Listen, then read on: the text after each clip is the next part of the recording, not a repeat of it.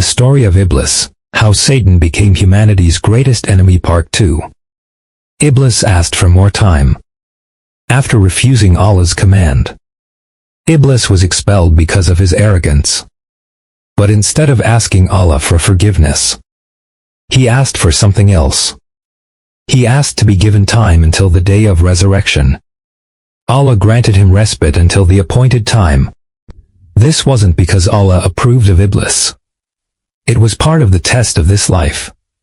Then Iblis made a terrifying promise. In Surah Al-Araf 7:16-17, he said that because he had gone astray, he would lie in wait for human beings on Allah's straight path.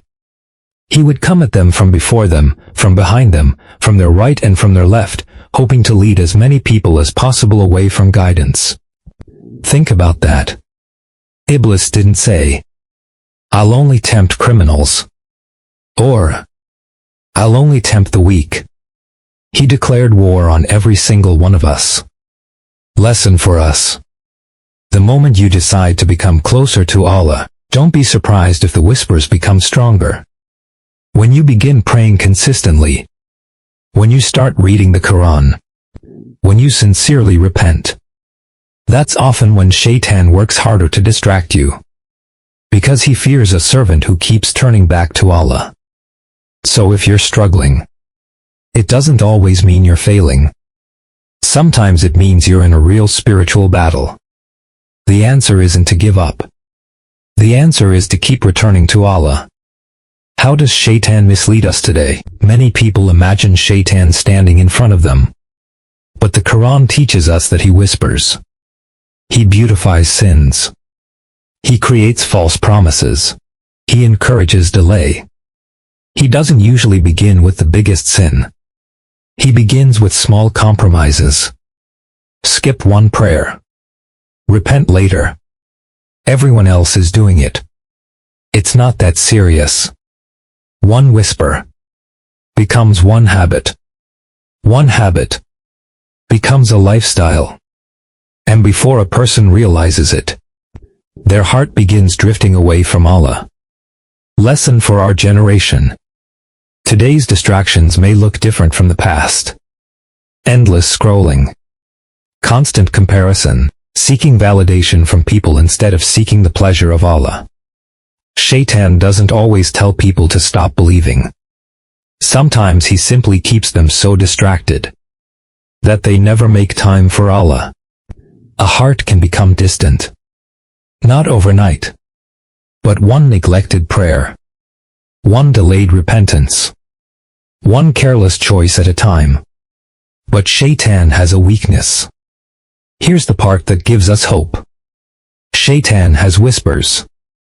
He has temptations. But he has no power to force anyone to sin. The Qur'an makes it clear that he only invites people. The choice is still ours. And Allah has never left us defenseless. He gave us the Qur'an.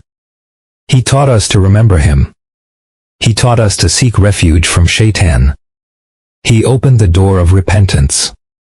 Again and again. As long as a person sincerely turns back to Allah, hope remains. Lesson for every Muslim. Never think, "I've sinned too much." That's exactly the lie Shaytan wants you to believe. His goal isn't only to make you sin. His goal is to make you lose hope in Allah's mercy.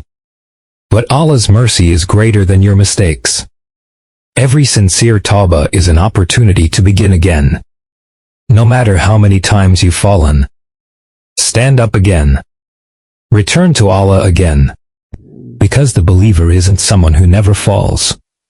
The believer is the one who never stops returning. Remember, the first sin in history wasn't caused by desire. It was caused by arrogance. Iblis thought, "I am better." Don't let the same disease enter our hearts. Stay humble. Guard your prayers. Read the Qur'an. Remember Allah often. And whenever Shaytan whispers, seek refuge in Allah. Because in the end, Shaytan can only whisper. The final choice will always be yours. May Allah protect our hearts from the whispers of Shaytan, strengthen our faith, and keep us firm on the straight path. Ameen.